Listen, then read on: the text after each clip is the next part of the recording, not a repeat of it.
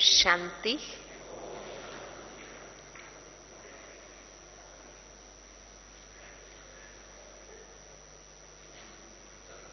वर्तमान समय इस सीजन में बाबा के जो इशारे हमें मिले हैं उस अनुसार 3-4 मुख्य बातें हैं जो बाबा ने बार बार इस सीजन में हमें कही है। एक तो संस्कार परिवर्तन की बात बाबा ने हमें कही है। दूसरा सेकंड में फुल स्टॉप लगाने की बात कही है। बाप समान संपन्न और संपूर्ण बनना है। और चौथी बात मनसा सेवा। मैं समझती हूँ बाबा के इशारों के साथ साथ हम अपने पुरुषार्थ को चलाते हैं तो बड़ा सहज हो जाता है और बाबा जहां हमें पहुंचाना चाहते हैं हम समय अनुसार उस लक्ष्य पर अपने आप को भी पहुंचा सकेंगे। ये हमारा सौभाग्य है कि हमें अलग से कोई प्लानिंग नहीं करनी पड़ती है। प्रतिवर्ष 6 मास बाबा आते हैं। हर 15 दिन के बाद और हमें लेटेस्ट सिग्नल्स देते हैं और बाकी के 6 मास में उसे प्रैक्टिकल करने की मार्जिन भी देते हैं।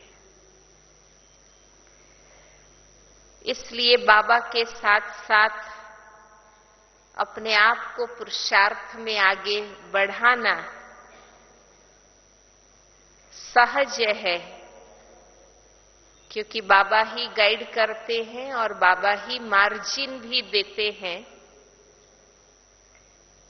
तो समय जब आएगा हम खुद को तैयार कर सकेंगे, हम रेडी रह सकेंगे। सेकंड में फुल स्टॉप की बात जो है हम सबका अनुभव होगा क्योंकि हम हर एक इसका अभ्यास करते हैं और लगभग हम अपने आप को सेकंड में बिंदु बनना मुश्किल अनुभव करते हैं। लगभग फेल ही होते हैं। कैसे हम इनको सहज बनाएं क्योंकि यही अंतिम क्वेश्चन है। जब समय ऐसा आएगा, परिस्थितियां ऐसी आएगी, उस समय हम बिंदु बन सकेंगे, बिंदु दे सकेंगे तो आसपास की परिस्थिति और वातावरण के प्रभाव से अपने को मुक्त रख सकेंगे। अगर बार बार हमारी बुद्धि आसपास जो हो रहा है, मेरे अपने जीवन में जो हो रहा है, उसमें अगर बुद्धि जाएगी तो जरूर हम उस परिस्थिति के प्रभाव में आ जाएंगे और परिस्थिति का प्रभाव तो वही भय, चिंता, दुख और दर्द का ही होगा। इसलिए प्रैक्टिकल में परीक्षाएं शुरू हो उससे पूर्व ये तैयारी बाबा हमसे करा रहे हैं। और बहुत समय का अभ्यास, लक्ष्य, अटेंशन हमारा अपना रहेगा तो ही समय पर हम बन सकेंगे। तो मेरे अपने अनुभव से कि जहां भी मान लो मेरे जीवन के सामने, औरों के सामने होता है, उसमें तो हम कई बार न्यारे रह सकते हैं, डिटैच रहते हैं। वही बात ज्यादा असर करती है जो खुद से कंसर्न होती है ना? रोज हजारों लोग मरते हैं, एक्सीडेंट्स होते हैं, क्या क्या घटनाएं बनती है।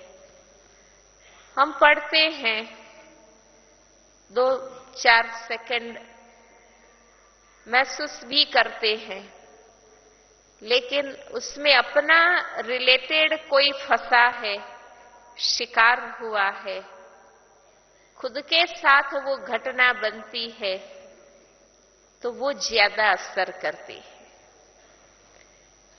औरों की बात में साक्षी बनना सहज है, खुद की बात में इसलिए हमारे सामने जो बातें आती है उसको लेकर के ही मैं बात करूंगी,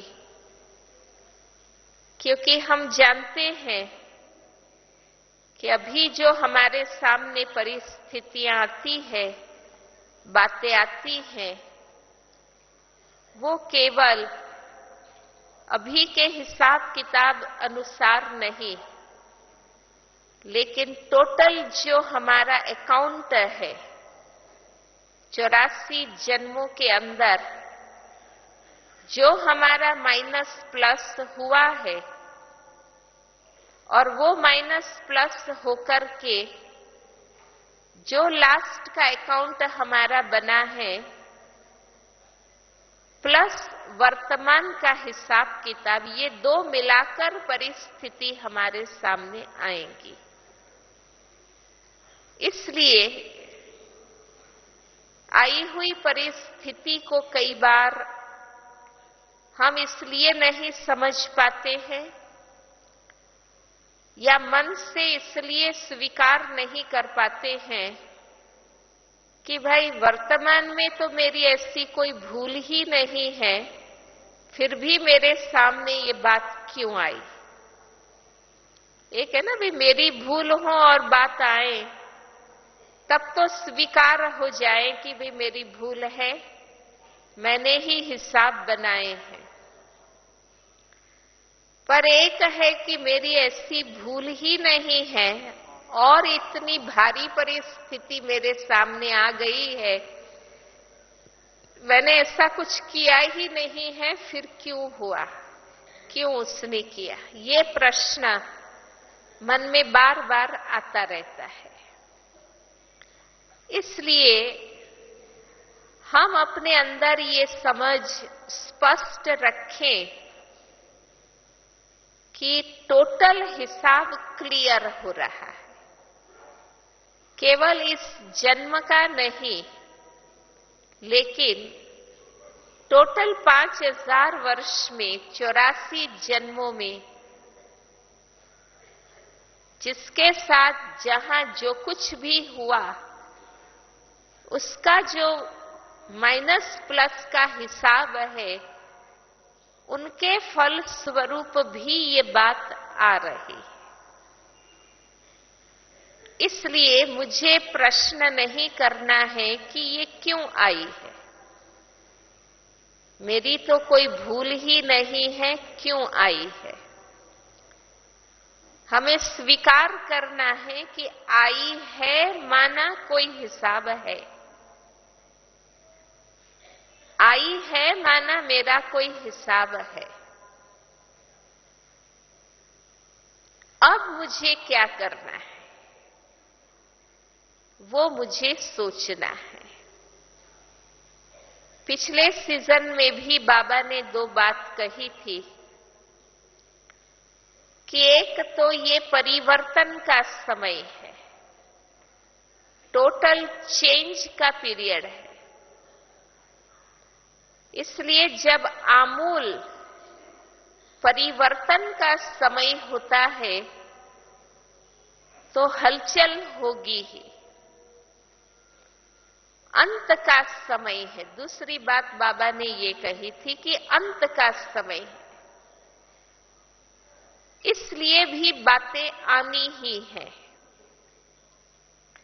तो अगर बुद्धि में बाबा के बताई हुई ये ज्ञान की बातें याद रखेंगे तो हम घबरा नहीं जाएंगे कि क्यों ये बात आई। परिवर्तन का समय है, अंत का समय है, टोटल हिसाब किताब क्लियरेंस का समय है, इसलिए बात तो आएंगी ही, है ना। जो जानते नहीं और बात आती है तो इंसान घबरा जाता है, हक्का बक्का रह जाता है कि अरे ये क्या हो गया, पता ही नहीं। पर आज भी बाबा ने कहा ना, अनजानपन, पर हमें पता है। बाबा ने अनेक बार बता दिया है। जो भी हमने चक्र की 84 जन्मों की बातें समझी हैं, उसे हमें बाबा ने कहा ही है कि ये बातें आएंगी, है ना। पहले देखो, एक समय था कि आप खुद सावधानी से चलते थे, नियम से चलते थे, तो आप सेफ रहते थे और एक्सीडेंट नहीं होते थे। अब समय ऐसा है कि आप सावधानी से चलो तो भी लोग सामने से आके ठोक देते हैं। इसलिए अब समय ऐसा है कि मैं ज्ञान में ठीक चलूं, नियम से चलूं, तो मेरे साथ नहीं होगा, ऐसा नहीं है।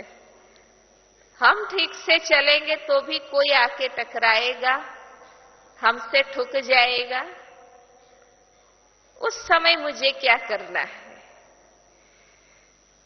तो सबसे पहली बात कि पता है ये होना है, और मुझे अपने आप को जितना सेफ मैं रख सकती हूं वो रखना है, और इसके बावजूद भी होता है तो मुझे धैर्यता, हिम्मत और बाबा की याद से चलित हुए बिगर उस बात को पार करना है, क्योंकि पार तो करना ही है, जीना तो है ही, है ना। और कोई कदम तो उठाना नहीं है। इसलिए रास्ता यही है कि बाबा की याद, धीरज और हिम्मत से उसे पार करना है। धीरज तब रहेगी जब अंदर में ये विश्वास हो कि अगर हम सत्य हैं, मन में कोई स्वार्थ प्रपंच नहीं है, तो सफलता जरूर मिलेगी। सत्य जो भी बाबा ने बताए हैं, उस अनुसार चलने में विजयी है ही। कितना भी हिलाने वाली, नुकसान पहुंचाने वाली बातें आएंगी आगे पीछे के हिसाब के अनुसार, लेकिन जो ग्रांड टोटल आएगा, फाइनल जो टोटल रिजल्ट आएगा, वो सफलता का ही आएगा अगर मैं सही हूं, सत्य हूं, श्रीमत पर। बाबा ने कहा है ना कि श्रीमत पर अगर तुम है तो बाप रेस्पॉन्सिबल है। तो ये अंदर में विश्वास हो पक्का प्रैक्टिकल में कि कुछ भी हो जाए श्रीमत छोड़कर व्यवहार नहीं करना है, और ये विश्वास रखना है कि इसमें भी मेरा कल्याण ही होना है, सफलता ही मिलनी है। दूसरी बात कि हम ज्ञान सुनते हैं, समझते हैं, सुनाते भी हैं। बाबा की मुरली में जो महावाक्य आते हैं रोज सुनते हैं, मानते हैं, दूसरों को भी सुनाते हैं। कौन सी बात? कि जो कुछ हुआ ड्रामा, क्यों हुआ, ये क्या हुआ, ड्रामा हुआ। हम ही कहते हैं ना जो कुछ हुआ वो ड्रामा है। फिर प्रश्न क्यों क्यों हुआ, क्या हुआ? दूसरा, जो कुछ हुआ ड्रामा है और ड्रामा कल्याणकारी। ये सिर्फ कहते हैं या हम मानते भी हैं?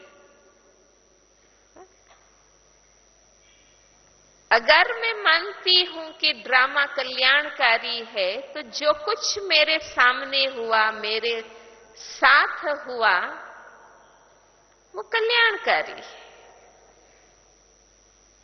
और दूसरा, एक्यूरेट है ड्रामा। बाबा कहते हैं ना ड्रामा एक्यूरेट है। कई बार हम सोचते हैं ना कि वे ठीक है, इतनी बात थी तो इतना मेरे साथ व्यवहार करना चाहिए, इतना क्यों किया? नहीं, एक्यूरेट ही किया। हम कहते हैं ना ड्रामा एक्यूरेट है, तो कम ज्यादा की तो बात ही नहीं है ना। हमें लगता है मेरे साथ ज्यादा हुआ, वास्तव में तो एक्यूरेट ही हुआ। तो अगर ये तीनों बातें पक्की हैं, जो कुछ हुआ ड्रामा, वरना ड्रामा के बिगड़ तो कोई बात हुई नहीं है ना। जो ड्रामा में है वो ही हुआ है। ड्रामा कल्याणकारी है, ड्रामा एक्यूरेट है। तो आपके मन में जो कुछ हुआ या होता है उस समय ज्यादा संकल्प नहीं चलेंगे, क्योंकि अंदर पता है, ज्ञान है और विश्वास है। मुझे क्या करना है, बस हमारी जो सोचने की बात है, जिस विषय पर संकल्प चलाने की बात है, वो सिर्फ इतनी ही है कि अब मुझे क्या करना है, क्यों हुआ, इतना किया, इसने किया, ये सोचने की आवश्यकता ही नहीं। अब मुझे क्या करना है। तो हम कितनी भी बड़ी बात होंगी तो भी फुल स्टॉप लगा सकेंगे, या हम ज्यादा संकल्पों में नहीं जाएंगे। दूसरी बात, मुझे क्या करना है, बाबा का डायरेक्शन क्या है,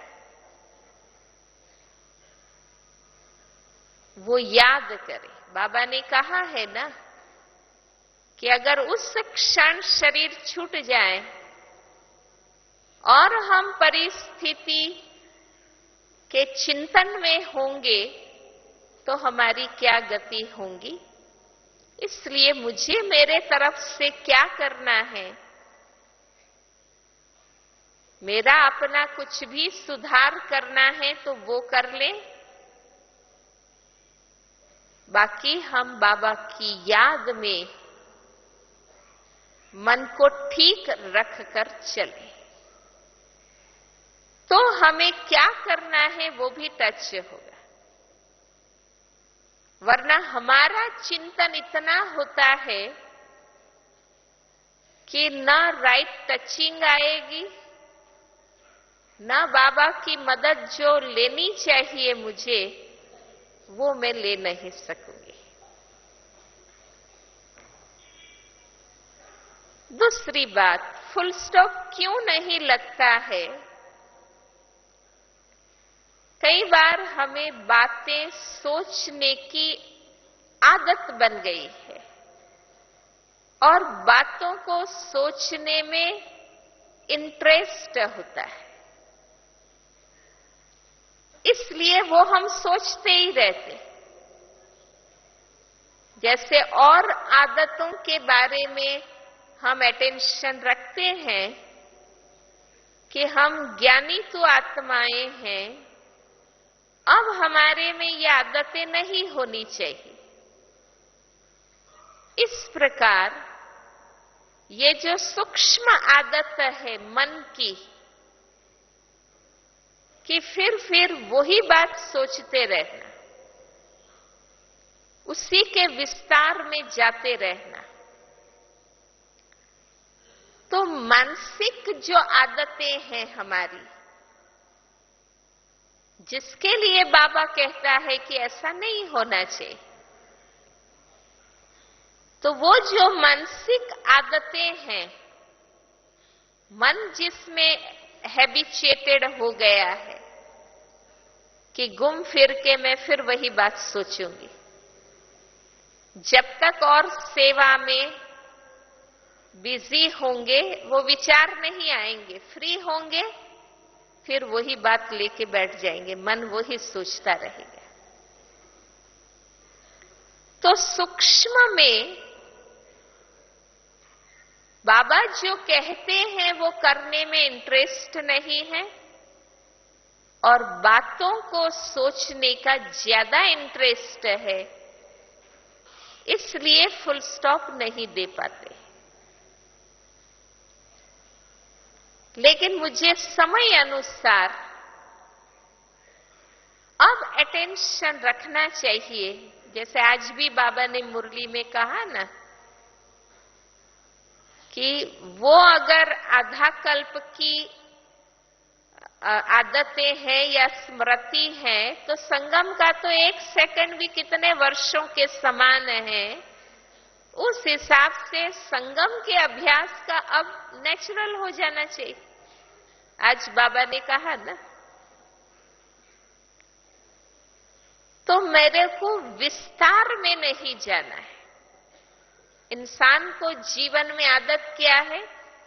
विस्तार में जाने की, राई को पहाड़ करने की, सोच सोच के बात बड़ी करने की, अनेक बातें सोचने की। अब तक के जीवन में हमने वही किया है ना, मन को विस्तार में ले गए हैं।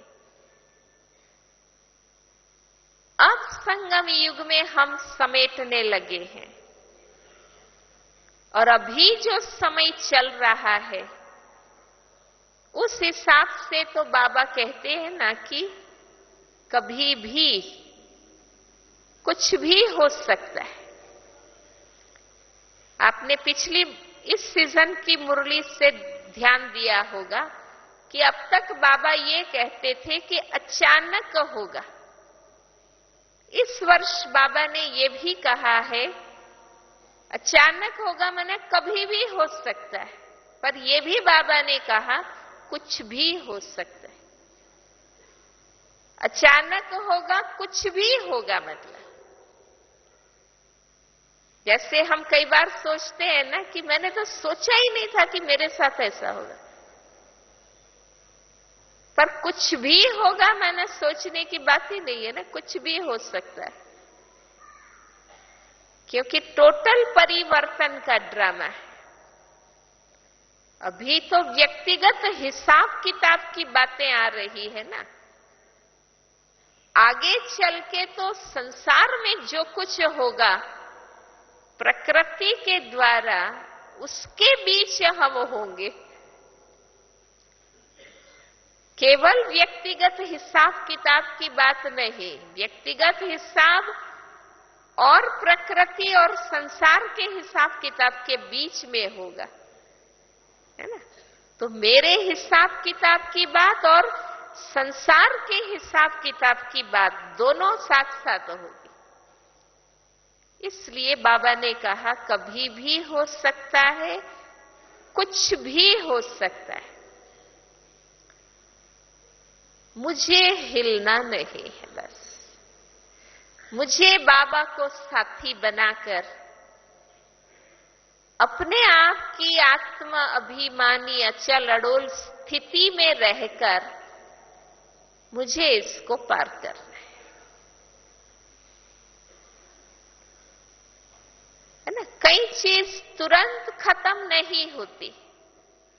मान लो आपने राइट सॉल्यूशन अपना लिया, पर इसका मतलब ये नहीं है कि तुरंत ही रिजल्ट मिल जाएगा, नहीं। उसका जो टाइम है वो टाइम आपको पार करना पड़ेगा, है ना। उतना समय वो हिसाब चलेगा, माना उतना टाइम आपको हिम्मत, धीरज, योग रखना ही होगा। पर मुझे करना वही है जो बाबा कहता है। बस घबराना नहीं है, हिम्मत नहीं हारना है। उस हलचल के बीच मुझे अपनी बिंदु आत्म स्थिति जो मेरी है अचल अडोल और बाबा के साथ की रखनी है। तो मेरा अगर बातों में इंटरेस्ट नहीं, जिसको बाबा कहते हैं कि बेहद का वैराग्य, जब तक अंदर से लंगर नहीं उठा है, जितना हम लोगों से अटैच रहते हैं, प्रवृत्ति से अटैच रहते हैं, उतना ही बातों में जाने की आदत आपको रहेगी। जितना आप डिटैच होंगे, बातें हुई, परिस्थिति आई, मेरे जीवन में हुई, दूसरों के जीवन में हुई, अब मुझे इसमें ज्यादा न जाकर फाइनली जो करना है कि मैं और बाबा उसी में मुझे रहना है, ऐसा आंतरिक वैराग्य होगा तो ही हम बुद्धि को समेट सकेंगे। बिगर वैराग्य हम न बुद्धि को समेट सकेंगे और न फुल स्टॉप दे सकेंगे। फुल स्टॉप के लिए तो समेटना होगा ना टोटल, तभी तो बिंदु बनेगा। तो मुझे अपनी इच्छाओं को भी सीमित करना है, कामनाओं को भी सीमित करना है। जिनके साथ रहते हैं, जिस सेवा प्रवृत्ति गृहस्थी जहां भी हम हैं, अपने को हमें उपराम न्यारा वैरागी बनाना ही होगा। तब हम अपने में और बाबा में स्थित हो सकेंगे। इसलिए रोज क्यों बाबा हमें प्रैक्टिस कराते हैं, और जैसे जैसे समय अंत का आ रहा है, बाबा उस प्रैक्टिस को बढ़ाते जा रहे हैं, है ना। सेकंड में मैं बिंदु, बस वो अभ्यास के लिए बाबा ने कहा। माना मैं इतनी मगन हो सकूं बाबा में कि उस मोमेंट मेरे आसपास जो कुछ हो उससे मैं एकदम निकल जाऊं। मान लो मैं सेवा कर रही हूं, ऑफिस में बैठी,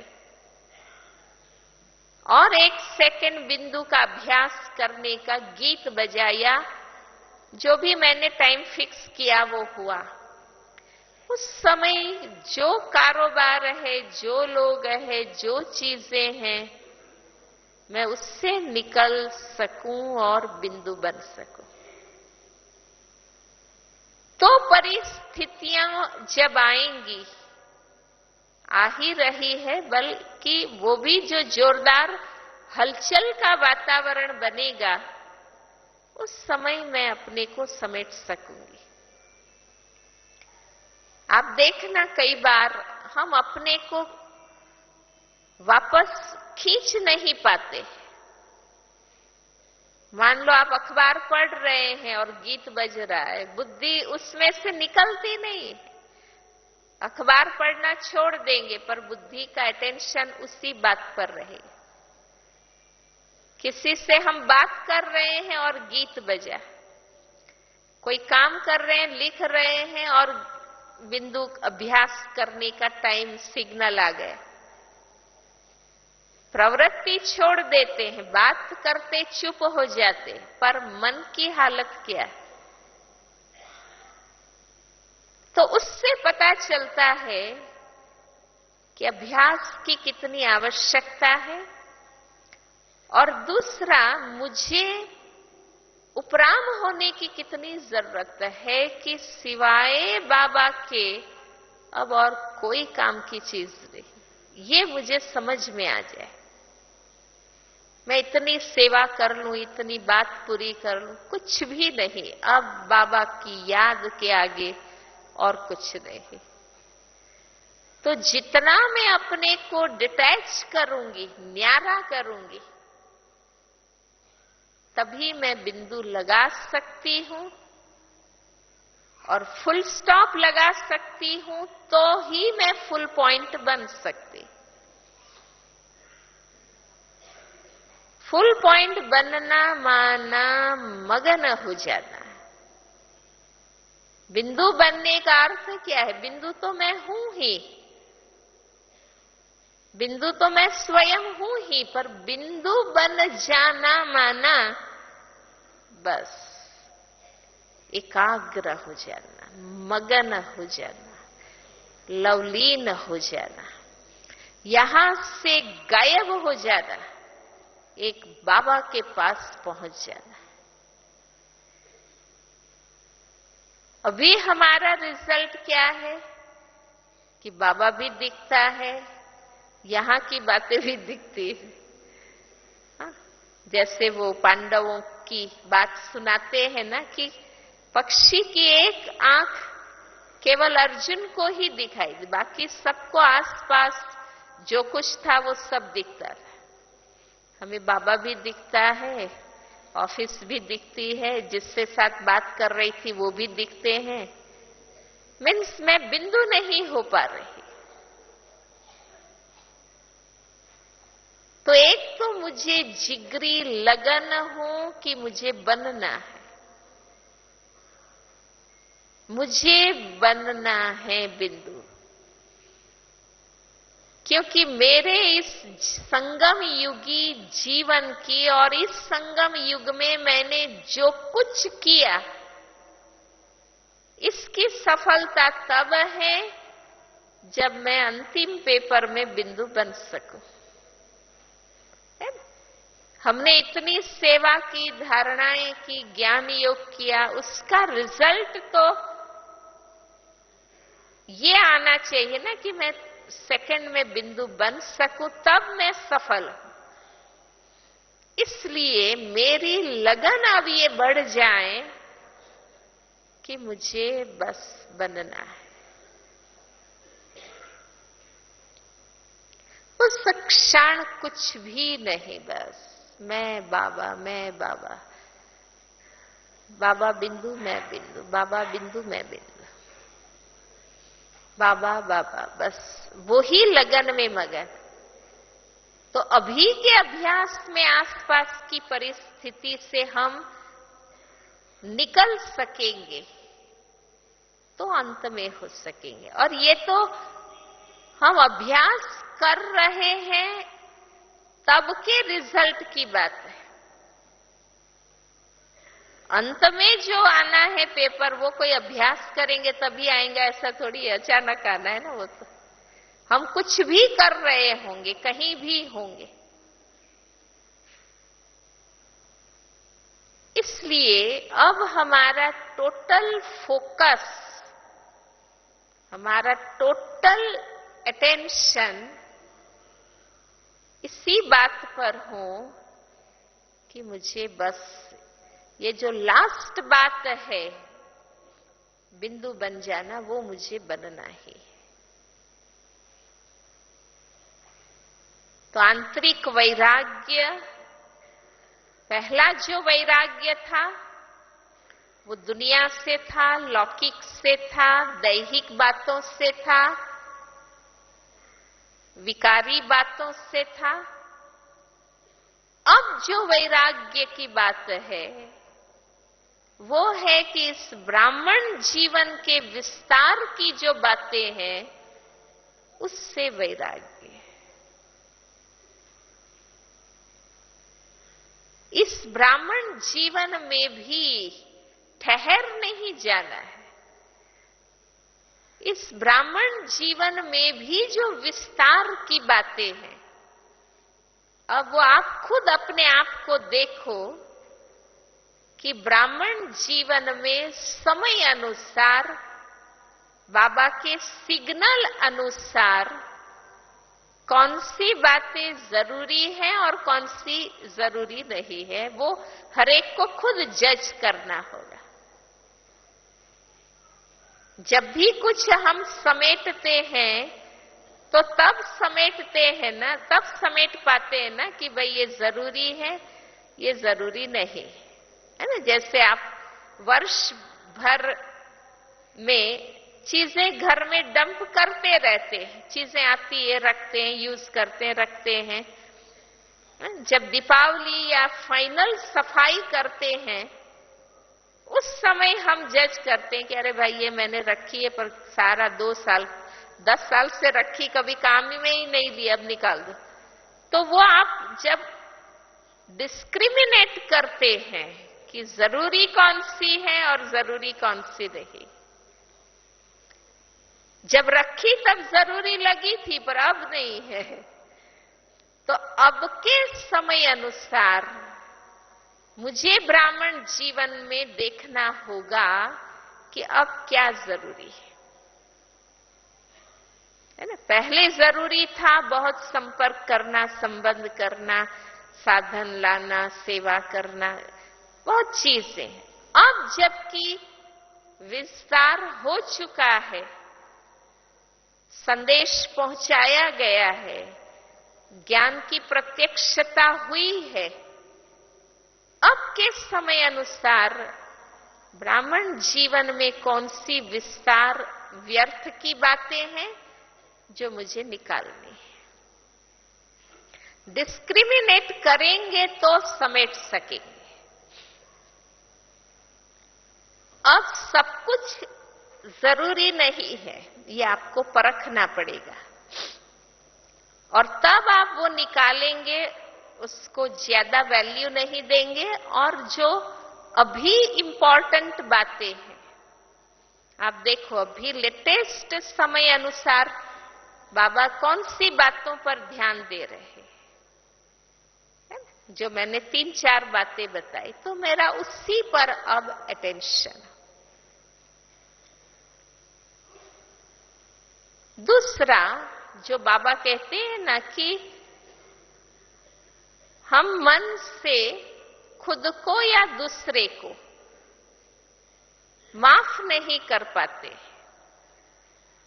क्यों नहीं माफ कर पाते हैं, इसलिए वो बातें क्यों ज्यादा चलती है, माफ नहीं कर पाते हैं। और माफ क्यों नहीं कर पाते हैं? क्योंकि हम ये समझते हैं कि उसने मेरे साथ गलत किया, इसलिए हम माफ नहीं कर पाते हैं कि इसने मुझे दुखी कर दिया, उसने मुझे बर्बाद कर दिया, उसने मेरे में विघ्न ला दिया। हम उनको दोषित समझते हैं, इसलिए हम उनको माफ नहीं कर पाते। पर अगर मुझे ये समझ में आ जाए कि बिगर कर्मिक अकाउंट कोई भी मेरे साथ गलत कर ही नहीं सकता है, मेरा जरूर कोई कर्मिक अकाउंट है, तब मेरे साथ ये बात हुई है। अगर ये समझ में आ जाए तो आपको ज्यादा संकल्प नहीं चले उस व्यक्ति के लिए या उस बात के लिए। और दूसरा कि उसने तो चलो मेरा बिगाड़ने का प्रयास किया, पर बार सोच अब तो मैं खुद ही खुद का बिगाड़ रही, तो वो मुझे नहीं करना है। चलो किसी ने तो किया, पर मुझे अब जरा भी अवस्था बिगाड़नी नहीं। इतनी मेहनत, जिंदगी भर के पुरुषार्थ से बनाई हुई अवस्था मुझे खुद नहीं बिगाड़नी। तो हम माफ भी कर सकेंगे और बिंदु भी लगा सकेंगे।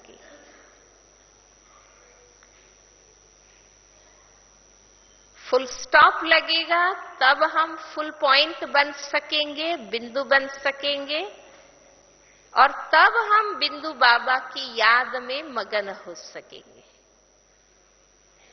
ये लिंक है। प्रैक्टिकल जीवन की बातों में फुल स्टॉप लगे, प्रैक्टिकल जब बात हो रही है तब, तो मैं आत्मा बिंदु बन सकूंगी, मगन हो सकूंगी, या मैं कॉन्सेंट्रेट हो सकूंगी और बाबा में मगन हो सकूंगी।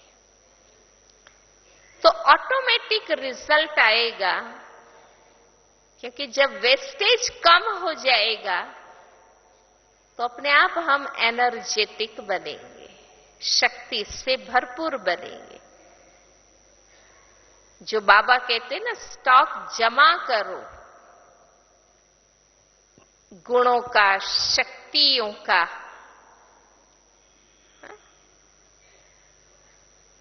स्टॉक कौन सा जमा करना है? पुण्य कर्मों का, दुआओं का।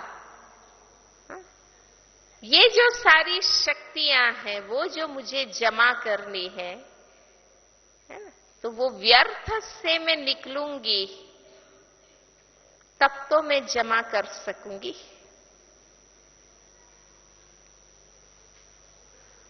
अब बाबा से जो मुझे लेना है,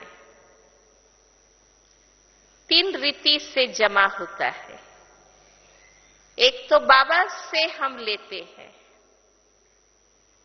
वो दे रहा है, पर जितना मेरा बुद्धि योग उनके याद और प्यार में रहेगा तो वो मैं ले सकूंगी।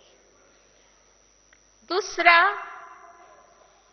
जो हमारे यज्ञ में महान आत्माएं हैं, बाप समान आत्माएं हैं, जो हमारे बड़े वरिष्ठ है, उनके लिए रिगार्ड, उनकी बातों को हम माने, उनके संग में हम रहें, वो जैसा करते हैं ऐसे हम करें, तो हम अपने में जमा कर सकेंगे, शक्ति भर सकेंगे। कई बार हम बड़ों से दूर रहते, मैं भी कमजोर, आप भी कमजोर, आपस में ही हम रह रहे हैं, चल रहे हैं, एक दो की मान रहे हैं, शक्ति कहां भरेगी? जो शक्तिशाली हैं उनका संग चाहिए ना। तो बड़ों के लिए रिस्पेक्ट, उनकी बातें माने, वो जैसे कर रहे हैं ऐसे हम करें तो हमारे में शक्ति आएगी। जो सोर्स है शक्ति के, उससे हम दूर रहे तो कहां से शक्ति आएगी?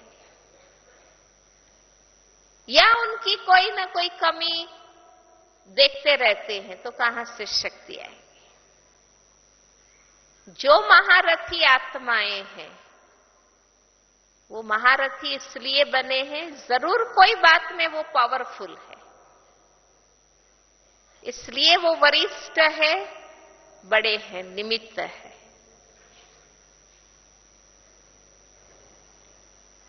कई बार हम बड़े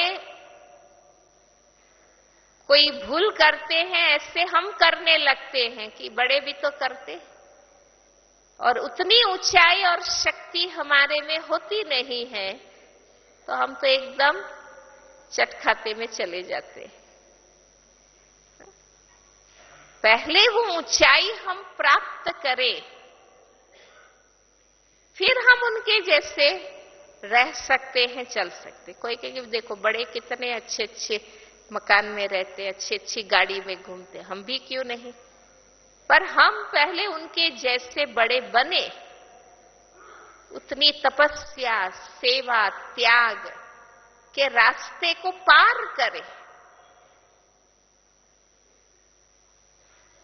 तो हमें बड़ों को भी समझना होगा, रिस्पेक्ट रखना होगा, उनका संग, उनकी आज्ञाओं को मानते हैं तो शक्ति भरती। और तीसरी बात जो बाबा कहते हैं कि जो इस जीवन में इतनी प्राप्तियां हुई है वो बांटे, दूसरों को भी दे, देने से कम नहीं होगी और भरेगी, तो हम शक्तिशाली बनते जाएंगे, तो हमारा जमा का खाता बढ़ता जाएगा। कई बार योग में जो मनोस्थिति है, मैंने देखा है कि कई बार हम योग पर अटेंशन देते हैं, प्रैक्टिकल पर नहीं। योग में बहुत ऊंची स्थिति, संकल्प, प्रैक्टिकल में विपरीत ही चलन। तो योग का कर्म पर प्रभाव नहीं आएगा, इसलिए जमा नहीं होता है, शक्ति नहीं बढ़ती। बाबा कहते ना, संपन्न बनो तो संपूर्ण बन सकेंगे, समान हो सकेंगे। तो ज्ञान से, गुणों से, शक्तियों से, सेवा, तपस्या, त्याग, इन बातों में हम बड़ों के समान। और तीसरा, अपने लेवल पर वेस्ट खत्म करें। मैं खुद को जहां तक स्थूल, सूक्ष्म, सब खजाने में, धन, साधन, यज्ञ की चीजें और संकल्प, श्वास, समय, सूक्ष्म और स्थूल जो भी खजाने हैं, उनमें वेस्टेज कम करेंगे। ये नहीं भाई यज्ञ में मिल रहा है, ले लो ले लो ले लो, तो वो भी तो हिसाब बनेगा कि मैंने लिया कितना और दिया कितना। अल्टीमेट यज्ञ भगवान का है, और हिसाब किताब का सिद्धांत ऑटोमेटिक और नेचुरल है, इसलिए भगवान भी निश्चिंत रहता है। हमारा कोई भी कर्म देख के वो ऊंचा नीचा नहीं होता है, क्योंकि उनको पता है हिसाब किताब नेचुरल होना ही है। कहते हैं ना, भगवान कणे का घड़ा देता है, कण का अनेक गुना, कणे का घड़ा देता है, पर कणे कणे का हिसाब भी लेता है। और वो ड्रामा अनुसार लेता है, उनको खुद कुछ नहीं करना होता है। वास्तव में हमें अटेंशन रखना है। तो शक्ति जमा होगी, समय पर हम अचल स्थिर रह सकेंगे। तो वर्तमान समय यही अपने आप के ऊपर हम अंदर अंदर पुरुषार्थ करते रहे, ये बहुत जरूरी है। और लगन है तो जरूर हम बन सकेंगे। बाबा भी हमें मदद कर देगा। ओम शांति।